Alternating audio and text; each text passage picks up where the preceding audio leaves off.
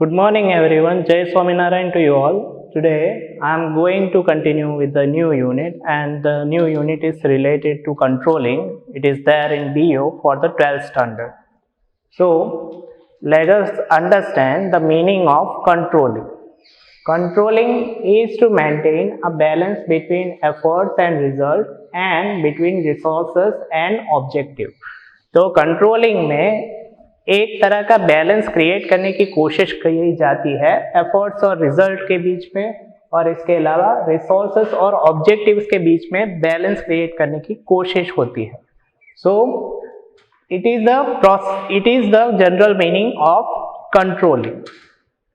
Controlling means to decide the activities to be carried out, evaluate the same, if required, take corrective measures so the activities are being done in conformity with the plan. तो controlling में कौन सी activities proceed होगी उसके बारे में decisions लिया जाता है, और ये कोशिश की जाती है कि वो एक्टिविटीज जो है वो प्लानिंग के हिसाब से चलती रहे. Next thing is related to characteristics. So first characteristics of controlling is it is related to planning. Two sides of the same coin. Both controlling and planning are two sides of the same coin. यानी कि ये एक ही सिक्के के दो अलग अलग पहलू हैं. Planning performs function of making plan, while controlling ensures activities are carried out according to plan.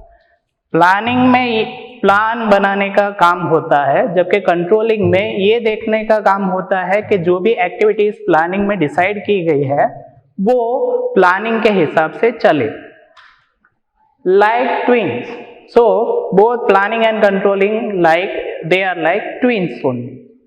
Impossible without planning. The controlling function cannot be made possible without planning, because whatever activities are being decided at the planning stage, they are going to be controlled.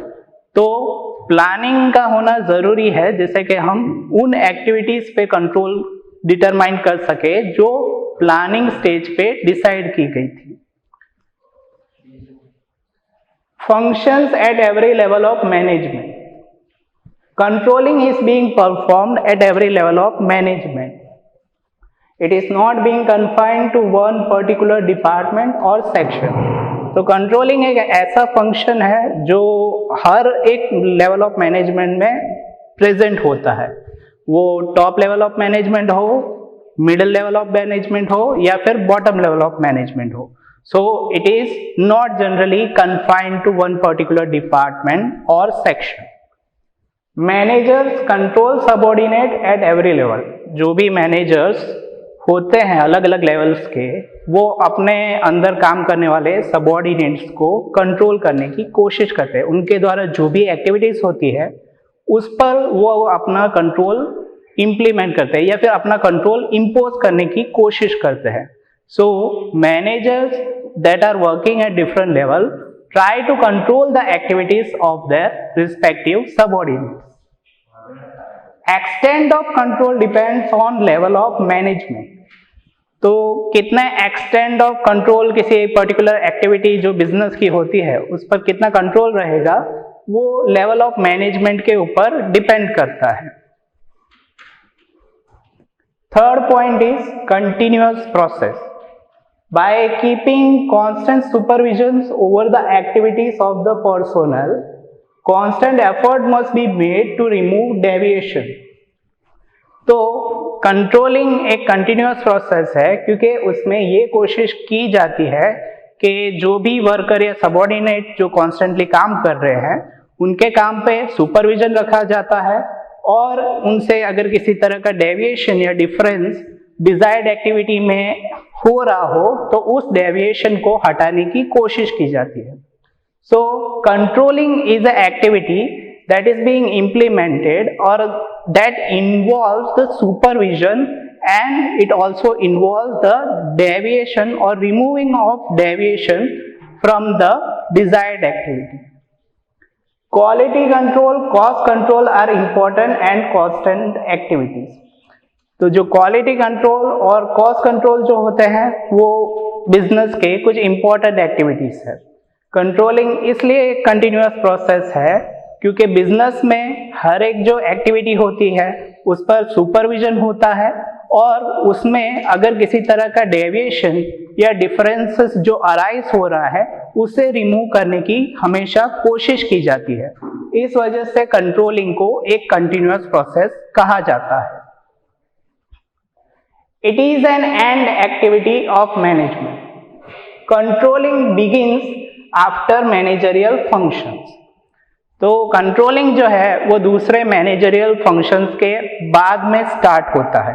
Managerial function जैसे कि planning, directing, staffing and you can say this the different managerial functions are there like planning, directing, staffing, etc. and after that the controlling is being implemented. It is essential all managerial function are performed before controlling. तो controlling एक ऐसी activities है जो भी managerial function है उस पर किसी तरह से सुपरविजन इंपोज करते हुए उसमें जो डेविएशन अराइज हो रहा है उसे रिमूव करने की कोशिश करते हैं।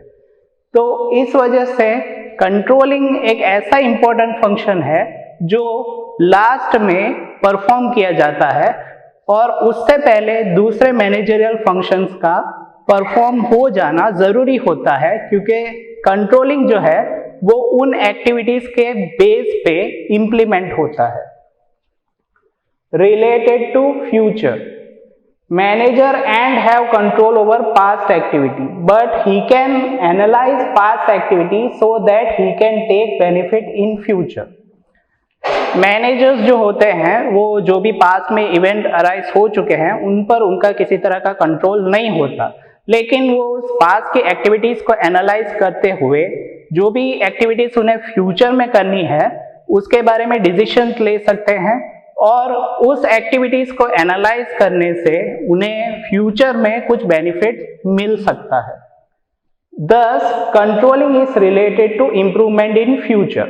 तो मैनेजर जो भी पास्ट की एक्टिविटी है उनको एनालाइज करते हुए ये डिसीजंस ले सकता है कि फ्यूचर में उस एक्टिविटीज को किस तरह से अच्छे से किया जा सके।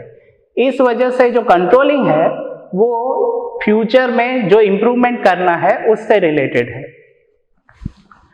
Next thing is, it is a constructive activity.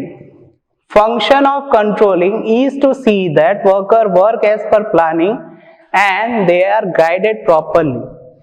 तो कंट्रोलिंग फंक्शन का एक मेन मोटिव ये होता है कि वर्कर जो है वो प्लानिंग के हिसाब से काम करे और उनको जो भी गाइडेंस हो वो प्रॉपरली मिले।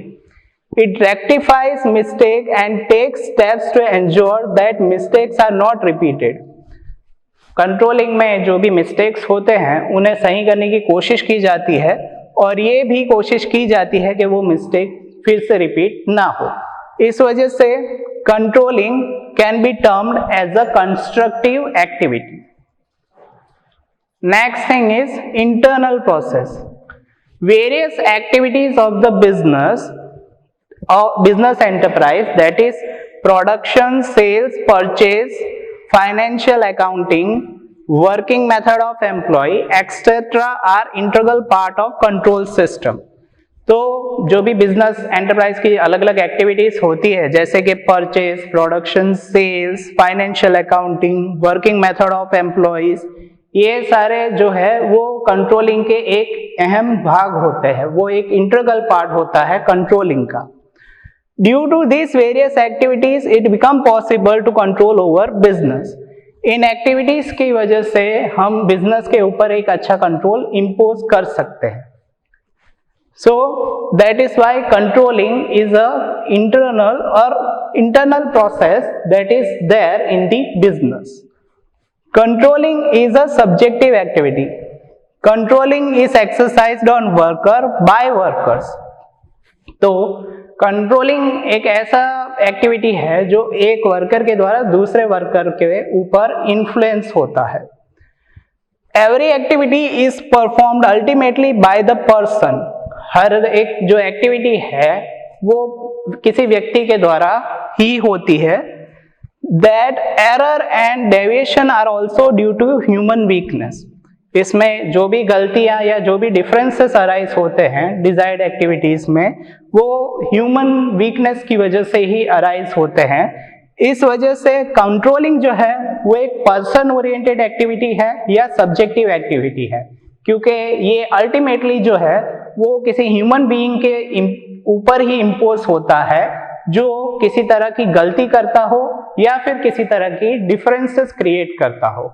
इस वजह से कंट्रोलिंग को एक तरह से सब्जेक्टिव या पर्सन ओरिएंटेड एक्टिविटी आप कह सकते हो. Dynamic process. The process of control is related to planning. As the assumption of different factor changes, the goal of planning change and according fast changes are made in the controlling process. तो controlling जो है वो planning से जुड़ा हुआ है. अगर जो भी एजम्पशन, जो प्लानिंग स्टेज के वक्त जो भी एजम्पशन किए गए थे उसमें चेंज आता है, तो जो भी प्लानिंग ओरिएंटेड गोल्स है उसमें भी चेंज आएगा, और उस वक्त तेजी से कंट्रोलिंग में भी चेंज आता है. So it can be termed as a dynamic process because it is also related with the planning. And if in the planning if the assumption are changing, then at that time there will be also a change in the plan or in the initial plan, and because of that there will be a fast change in controlling also. So जब भी planning में जो भी assumption किए जाते हैं उसमें change arise होता है, तो प्लानिंग से रिलेटेड जो गोल्स है उसमें भी चेंज अराइज होगा, और जिससे कि एक तरह का फास्ट चेंज जो है वो कंट्रोलिंग में भी इम्प्लीमेंट होता है. इस वजह से कंट्रोलिंग को एक डायनेमिक प्रोसेस कहा गया है जिसमें चेंजेस अराइज होते रहते हैं. कंट्रोलिंग कैन बी फॉर्मल और informal. In the context of organization and productive activities, controlling process is established formally. तो कंट्रोलिंग एक ऐसी एक्टिविटी है जो किसी भी ऑर्गेनाइजेशन या किसी भी बिजनेस एक्टिविटीज में फॉर्मली एस्टैब्लिश होता है. But with the passage of time and informal controlling can also be established. लेकिन टाइम की रिक्वायरमेंट के हिसाब से और सिचुएशन के हिसाब से एक इनफॉर्मल सिस्टम ऑफ कंट्रोलिंग भी एस्टैब्लिश हो सकता है. So the controlling is a such kind of function which can be established formally or informally. इसे फॉर्मल वे से भी एस्टैब्लिश किया जा सकता है, बट रिक्वायरमेंट या फिर जो भी चेंजेस टाइम के हिसाब से होते रहते हैं उस हिसाब से उसके बेसिस पे इसको इनफॉर्मली भी, इसे एज अ इनफॉर्मल सिस्टम भी एस्टैब्लिश किया जा सकता है. Okay, so what we have learn in this particular topic is the meaning of controlling, that is to create a balance between efforts and result. जो भी श्रम कर रहे हैं और जो भी रिजल्ट आ रहा है, यानी कि उसका जो भी नतीजा निकल रहा है, उसके दोनों के बीच में बैलेंस क्रिएट करना कंट्रोलिंग होता है.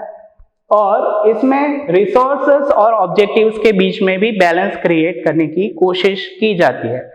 रिसोर्सेस यानी कि जो भी संसाधन किसी बिजनेस एक्टिविटीज के लिए, किसी भी बिजनेस एक्टिविटीज के लिए यूज होते हैं उनके, और जो भी बिजनेस के ऑब्जेक्टिव्स है उन दोनों के बीच में बैलेंस क्रिएट करने की कोशिश की जाती है, जिससे कि बिजनेस से ओरिएंटेड जो भी ऑब्जेक्टिव्स है उन्हें अचीव किया जा सके. Now characteristics also we have learn that it is related to planning and it is there at every level of management. It is a continuous process because it is related to constant supervision and constant effort is made in the controlling that the deviation or differences will not be there in the business. That is why it is being termed as a continuous process, and it is there in the end activity of management. जब सारे जो managerial function है जैसे कि planning, directing, staffing, ये सब जब complete होते हैं तब कंट्रोलिंग को इन्फ्लुएंस किया जाता है। रिलेटेड टू फ्यूचर, जो कंट्रोलिंग है वो फ्यूचर से रिलेटेड है क्योंकि उसमें फ्यूचर में जो एक्टिविटीज होती हैं उसमें इंप्रूवमेंट लाने की कोशिश की जाती है। It is a constructive activity. It is a kind of activity in which the errors are being rectified and an attempt is made that the mistakes will not be repeated again. Internal process, it is a kind of process which is involving or which is related to production, sales, purchase, financial accounting, working of employees, etc.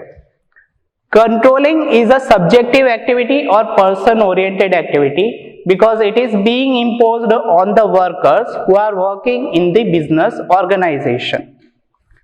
Dynamic process, it is a ever-changing process because as the planning changes, the assumptions which are being made in the plan, that also will change.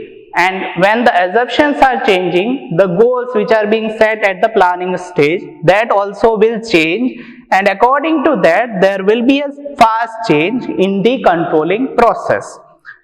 Controlling can B formal and informal, इसको formal way से भी establish किया जा सकता है या फिर informal वे से भी as per the requirement of time आप एस्टेब्लिश कर सकते हो। Okay everyone, so I am continuing with the next point that is related to importance of controlling. So what are the points that are related in or that are involved in importance of controlling, that I am going to explain you right now. First is helpful in achievement of objectives. Controlling finds out error in the enterprise and takes corrective measure. As a result, achievement of objective become easy as all activities are performed according to plan. तो controlling के through जो भी business objectives है उनको आप achieve कर सकते हो। यहाँ पे जो भी एरर एंटरप्राइज में अराइजेस होते हैं उन एरर्स को आप रिड्यूस कर सकते हो कंट्रोलिंग के through. And because of that, because आप कंट्रोलिंग के थ्रू आप एरर को रिड्यूस कर सकते हो, इसकी वजह से आपको जो भी ऑर्गेनाइजेशनल ऑब्जेक्टिव है या फिर जो भी ऑर्गेनाइजेशन का गोल है उसे अचीव करने में हेल्पफुल रहता है controlling. Control on activities, various activities of an undertaking and functional areas like organization, production, sales, employees, financial and quality aspect etc. can be controlled. तो कंट्रोलिंग के जरिए जो भी बिजनेस ओरिएंटेड एक्टिविटीज है या फिर जो भी अंडरटेकिंग है जैसे कि organisation, production, sales, employees, financial और क्वालिटी एस्पेक्ट जो भी है उन पर एक अच्छे से कंट्रोल इम्पोज किया जा सकता है। तो because of controlling it is possible to control the activities that are being carried out in the business और to take out the desired result from the activities which are being carried out in the business. makes planning effective. According to an expert, planning lays down the path and controlling helps to find out the deviation and improve them. तो planning के through आप ये decide कर सकते हो कि क्या करना है, जबकि कंट्रोलिंग जो है वो उसके थ्रू जो प्लानिंग में डेविएशन अराइज हो सकते हैं उसको आप रिमूव कर सकते हो। Thus, due to controlling, या फिर आप कह सकते हो कि कंट्रोलिंग के थ्रू आप प्लानिंग में जो डेविएशन अराइज हो रहा है उसे रिमूव कर सकते हो और प्लानिंग में ज्यादा इंप्रूवमेंट ला सकते हो। इस वजह से thus due to controlling achievement of objective is possible and planning becomes successful. तो क्योंकि आप प्लानिंग में जो भी डेविएशन अराइज हो रहा है उससे कंट्रोलिंग के थ्रू रिमूव कर सकते हो और उससे प्लानिंग को इंप्रूव कर सकते हो। इस वजह से आप ऑर्गेनाइजेशन से ओरिएंटेड ऑब्जेक्टिव्स को अचीव कर सकते हो और इससे आपका जो भी प्लानिंग रहेगा वो भी काफी सक्सेसफुल होता है। Evaluation of activities, the activities are compared with predetermined standard and evaluated. तो कंट्रोलिंग के थ्रू जो प्री डिटरमाइंड स्टैंडर्ड होता है, जो भी आपका टारगेट होता है, उससे आप एक्टिविटीज को कंपेयर कर सकते हो और ये इवेल्युएट कर सकते हो कि वो जो एक्टिविटी है वो ठीक तरीके से कैरीड फॉरवर्ड हो रही है या नहीं हो रही। Coordination between various activities, controlling is helpful in coordinating various activities of business enterprise. It is only because controlling that reduce the coordination. तो कंट्रोलिंग के थ्रू आप कई सारी जो बिजनेस ओरिएंटेड एक्टिविटीज है उनको आप कोऑर्डिनेट, उनके बीच में एक अच्छा कोऑर्डिनेशन बिल्डअप कर सकते हो। एक्टिविटीज जैसे कि प्लानिंग ओरिएंटेड एक्टिविटीज हो सकता है, ऑर्गेनाइजिंग ओरिएंटेड एक्टिविटी हो सकता है, डायरेक्टिंग या फिर स्टाफिंग ओरिएंटेड जो भी एक्टिविटीज है उनमें आप अच्छा कोऑर्डिनेशन बना सकते हो। Next point is removes deviation. Controlling aims at taking corrective action. It examine the causes of deviation and then takes the corrective action और measure so that deviation can be reduced.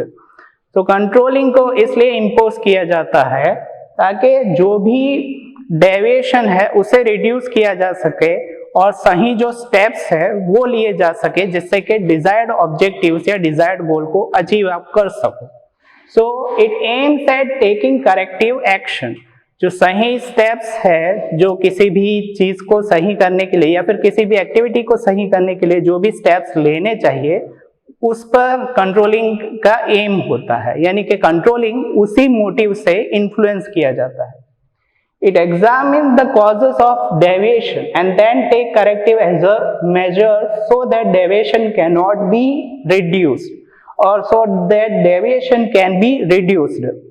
तो controlling find out करने में helpful रहता है कि किस वजह से डेविएशन अराइज हो रहा है या फिर किस वजह से एक्टिविटीज में किसी तरह का डिफरेंस क्रिएट हो रहा है, और उससे आपको ये हेल्प मिलती है कि उन डेविएशन को आप रिमूव कर सको। So it will be helpful to remove the deviation और the difference that are arising in any particular business activity. Next thing is necessary for delegation of authority. After the work of delegation it is the responsibility of superior to supervise. तो delegation of authority में जब एक बार responsibility दी जाती है किसी superior को supervise करने की, उसमें he can delegate authority but not accountability. तो सुपरवाइजर जो है वो किसी भी एक्टिविटीज को सुपरवाइज कर सकता है, वो किसी भी तरह की अथॉरिटी को डेलीगेट कर सकता है, अथॉरिटी को दे सकता है, लेकिन उस अथॉरिटी में उसे ठीक तरीके की अकाउंटेबिलिटी या आंसरेबिलिटी मिलेगा या नहीं, इस पर किसी तरह का एश्योरेंस नहीं होता। इस वजह से भी कंट्रोलिंग जरूरी होता है ताकि डेलीगेशन ऑफ अथॉरिटी के साथ साथ ठीक तरीके की अकाउंटेबिलिटी या आंसरेबिलिटी को भी क्रिएट किया जा सके। So here, if any supervisor or if any superior is giving any work or when the delegation of authority is being done, in order to create the accountability also along with it in the work, the controlling function is necessary. Find out errors. Supervision and evaluation of activities of subordinate is necessary and this is done by controlling. तो controlling में supervision और evaluation दोनों होता है, क्योंकि ये जो activity है वो जरूरी होता है जिससे कि हमें ये पता चले कि जो सबऑर्डिनेट या वर्कर्स जो है वो ऑर्गेनाइजेशन में ठीक तरीके से काम कर रहे हैं या नहीं कर रहे हैं। It is also help to find out errors, difficulty, defects and deviation and remove them so that they are not repeated in future. तो कंट्रोलिंग के थ्रू आप किसी भी तरह से कोई भी एरर फाइंड आउट कर सकते हो, क्योंकि इसमें सुपरविजन और इवैल्यूएशन दोनों इन्वॉल्व होता है। इस वजह से आप किसी भी एरर, डिफिकल्टीज, डिफेक्ट या डेविएशन को फाइंड आउट कर सकते हो और उसे आसानी से रिमूव कर सकते हो, जिससे कि वो चीजें फ्यूचर में रिपीट ना हो। Long term planning. Controlling helps to make long term plans on the basis of the information which is gathered about present organization. तो कंट्रोलिंग के जरिए लॉन्ग टर्म प्लानिंग में भी काफी अच्छे से मदद मिलती है। इसमें जो भी इंफॉर्मेशन, जो भी ऑर्गेनाइजेशनल इंफॉर्मेशन है, उसके बेस पे आप एक अच्छा लॉन्ग टर्म प्लान बना सकते हो। So the information which is being collected और which is being gathered about the present organisation, on the basis of that you can make a long term plan by the way of controlling the things. So, control can be used to make long-term assumptions. So, it can be utilized as a tool in order to make the long-term assumptions. Helpful in directing. Controlling simplifies directing. It supervises the personnel, gives guidance and direction in their difficulties so that activities are performed as planned. तो controlling के जरिए directing की जो प्रक्रिया है उसे भी आप सिंपल वे से कैरी फॉरवर्ड कर सकते हो। इससे आप जो भी पर्सोनल है उन्हें अच्छे से सुपरवाइज कर सकते हो, उन्हें अच्छा गाइडेंस दे सकते हो, और डायरेक्शन जो है वो डिफिकल्ट सिचुएशन में आप किसी भी वर्कर या सबऑर्डिनेट को अच्छे से प्रेजेंट कर सकते हो, so that activities are being performed as plan. तो इन डिफिकल्टीज को आप रिमूव करते हुए एक्टिविटीज को ठीक तरीके से प्लान्ड वे में कंडक्ट करने के लिए कंट्रोलिंग जो है वो काफी हेल्पफुल रहता है।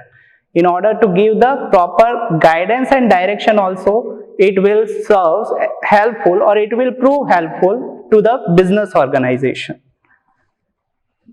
11th point is related to barometer of efficiency.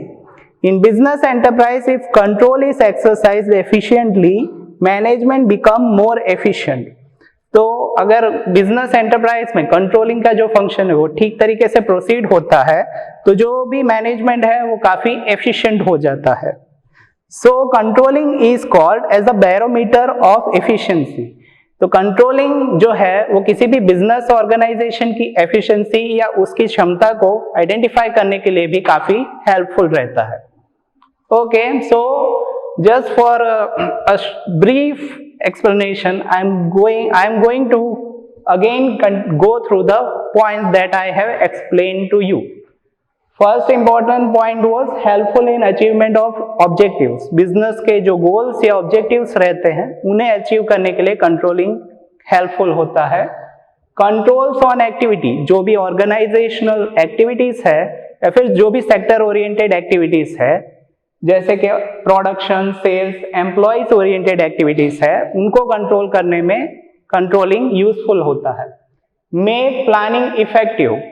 Planning में जो भी प्रॉब्लम्स अराइज हो रहे हैं उसको रिमूव करने के लिए और उस डेविएशन को रिमूव करते हुए प्लानिंग को इफेक्टिव बनाने के लिए कंट्रोलिंग हेल्पफुल होता है या कंट्रोलिंग इंपॉर्टेंट होता है। Evaluation of activities. यस, जो भी एक्टिविटीज बिजनेस की हो रही है वो एक प्री डिटरमाइंड स्टैंडर्ड के हिसाब से हो रही है या नहीं, ये आइडेंटिफाई करने के लिए कंट्रोलिंग यूजफुल रहता है। Coordination between various activities. या in order to build up the proper coordination between the various managerial activities like planning, directing, organising, staffing etcetera, the controlling is useful. Removes deviation. Controlling is helpful to take the corrective action for the business enterprise, and it also aims to take the corrective action for the business enterprise by removing the deviations or difficulties that are arising in an organization. Necessary for delegation of authority. तो एक बार किसी भी तरह की works के oriented authority या responsibility दी जाए तो उसके साथ साथ आंसरेबिलिटी भी क्रिएट करने के लिए कंट्रोलिंग काफी यूजफुल रहता है। Finding out the errors. Controlling also involve supervision and evaluation, और सुपरविजन और इवेल्युएशन के थ्रू आप एरर्स या जो भी डिफिकल्टी या जो भी डिफेक्ट्स जो ऑर्गेनाइजेशन के हैं उसे आप फाइंड आउट कर सकते हो और इस वजह से वो मिस्टेक फ्यूचर में अराइज नहीं होगा। Long term planning. Yes, controlling is also useful to make the long term plans on the basis of information which are gathered about present organization. Present organisation के बेस में या फिर present organisation की जो भी information है उसे इकट्ठा करते हुए किसी भी लॉन्ग टर्म प्लान में कंट्रोलिंग जो है वो हेल्पफुल रहता है, या फिर किसी भी तरह के लॉन्ग टर्म प्लान को प्रेडिक्ट करने के लिए काफी हेल्पफुल होता है. Helpful in directing, in order to give the proper direction or guidance or advice to any subordinate, the controlling is useful. Barometer of efficiency, organization की जो क्षमता है उसे ठीक तरीके से इवेलुएट करने के लिए भी कंट्रोलिंग यूजफुल होता है.